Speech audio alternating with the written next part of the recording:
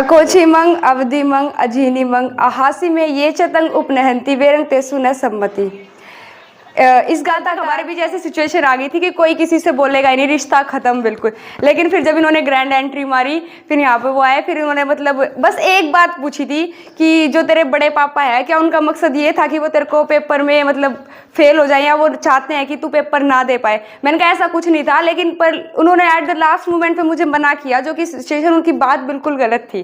फिर उन्होंने कहा कि आज तक उन्होंने क्या क्या गलत किया। मैं एक बार ट्रिप पे घूमने गई, मेरी मम्मी ने मेरे को पैसे देने से मना कर दिया, तो बड़े पापा ने मेरे को पैसे दिए। मैं एक बार और एग्जाम देने गई, मेरे बड़े पापा मेरे को छोड़ गए। तो इन्होंने कहा कि हम उनकी एक गलती तो देख लेते, लेकिन जो उन्होंने पिछले अच्छे काम किए हैं या उनका जो मकसद था, मेन मोटिव वो नहीं था। लेकिन हम किसी की भी कोई छोटी सी एक बात गलत लग जाती है, उस पर दिल को लेके बैठ जाते हैं, लेकिन ये भूल जाते हैं कि पीछे उन्होंने हमारे लिए कितना कुछ किया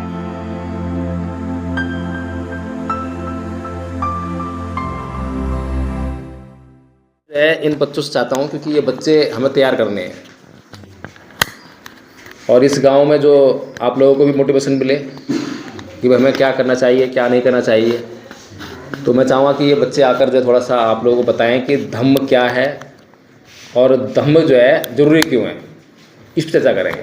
आओ। तो मेरी तरफ से जय भीम नमो बुद्धाय। मेरा नाम हिमांशी है और मैं दिल्ली से आई हूँ। तो मैं आप सभी को बताने वाली हूँ कि धम्म क्या है। छोटी सी बात कहूँ तो सब पाप कर्मों का ना करना और पुण्य कर्मों का करना, यही धर्म है। यानी कि सब पापस्य अकर्णं कुशलस्य उपसंपदा सचित्त पर्योदपनं एतं बुद्धा अनुशासनं। सभी पाप कर्मों का ना करना, जो भी गलत काम है, हम अपने जीवन में बहुत सारे गलत काम करते हैं, उन सभी कामों को ना करना। जो पुण्य काम है उनको अपने जीवन में आचरण में लाना, पुण्य काम करना, लोगों की सहायता करना, या जो भी अच्छे काम हम जीवन में कर सकते हैं उनको करना, यही बुद्धों का शासन है। यही धम्म हमें सिखाता है कि हमें अपने जीवन में कोई भी गलत काम या कोई भी पाप कर्म नहीं करने चाहिए। एक गाथा मैं आपको सुनाना चाहूँगी। मनोपबंगमा धम्मा मनोसेठा मनोमया मन साचे पसनेन भास्ति वा करोति वा ततो न दुख मनवेति चक्कंग व वहतो पदंग। जिस प्रकार जो हमारा मन है वही सभी प्रवृत्तियों का अगुआ है। हम जो भी काम करते हैं वो अपने मन से ही करते हैं, चाहे वो अच्छे काम हो या बुरे काम हो। अगर हमें कोई भी काम करना हो, मान लो यदि हम उसे दुखी मन से करते हैं, तो दुख भी हमारा उसी तरह पीछा करता है जिस तरीके से जो वो बैल होती है, बैल के पैरों का पीछा, जो बैलगाड़ी के पहिए होते हैं वो उसका पीछा करते हैं। कोई भी कार्य हमें दुखी मन से नहीं करना चाहिए। कोई भी कार्य करो तो उसको बिल्कुल अच्छे मन से, क्योंकि कार्य आपको पता है वो आपको करना है। अगर आपको जिम्मेदारी मिली है तो वो आपको करना ही पड़ेगा, लेकिन दुखी मन से ना करो, क्योंकि जो दुख है वो आपका उस तरीके से पीछा ना करे और आप अच्छे से अपना काम पूरा करो। अकोछिमंग अवधिमंग अजीनिमंग अहासी में ये चतंग उपनहंती वेरंग तेसु न सम्मति। इस गाथा का अर्थ है, उसने मुझे मारा, उसने मुझे पीटा। जो भी इस तरह की बातें अपने मन में विचार बनाए रखते हैं, यदि मेरी किसी से लड़ाई होगी तो मेरे दिमाग में यही रहेगा कि मेरी इससे लड़ाई हुई है या इसने मुझे गाली दी तो मैं भी इसे गाली दूंगी। इस तरीके से वो सामने से मुझे गाली दे रहा है, मैं उसे गाली दे रही हूँ, दोनों के बीच का वैर कभी शांत नहीं होने वाला। वो भी मुझे गलत बोलेगा, मैं भी उसे गलत बोलूंगी। जो इस तरह की भावनाएं अपने दिमाग में बनाए रखते हैं कि उसने मुझे मारा, उसने मुझे लूट लिया या उसने मेरे साथ गलत किया, तो उनका वैर जीवन में कभी भी शांत नहीं होता है। तो अपने जीवन में कभी भी ऐसी बातें नहीं बनाए रखनी चाहिए। मन में क्षमता रहनी चाहिए। सामने वाले इंसान ने बोला हाँ, लेकिन अगर वो हद से बाहर कोई बात हो जाती है तो हाँ ठीक है, लेकिन हमें क्षमता में रहना चाहिए और अपने मन में ऐसी भावनाओं को, ऐसे विचारों को नहीं आने देना चाहिए। तो कल की घटना बता दूं। कल मेरा नीट का एग्ज़ाम था। तो सुबह सुबह मेरी पापा ने बोला कि मेरे पापा जाने वाले थे मेरे साथ कल पेपर देने के लिए, लेकिन बाद में उनका ड्यूटी से कॉल आया, उनको इमरजेंसी पड़ी, उनको जाना पड़ा, तो वो सुबह चले गए। तो मेरे पापा, जो मेरे ताऊ का बेटा है, मेरा बड़ा भाई, उसको बोला कि धीरज भाई तू एक काम करियो, हिमांशु का कल पेपर है, उसको सेंटर पे ले जियो और उसको कल पेपर दिलाने के लिए चला जियो। तो उसने कहा ठीक है पापा, मैं हिमांशु को ले जाऊँगा, आप ड्यूटी चले जाओ। उसके बाद 11 बजे मतलब सेंटर पे पहुंचना था, 11 से लेके 12 के बीच में, 12-1 बजे तक। लेकिन फिर एट द लास्ट मोमेंट पे जो मेरे बड़े पापा है, जो मेरे ताऊ जी है, धीरज के पापा, उन्होंने कहा कि मैं धीरज को नहीं भेज रहा, मतलब मैं बाइक नहीं दे रहा और तुम बस से चले जाओ, गाड़ी देने से मना कर दिया।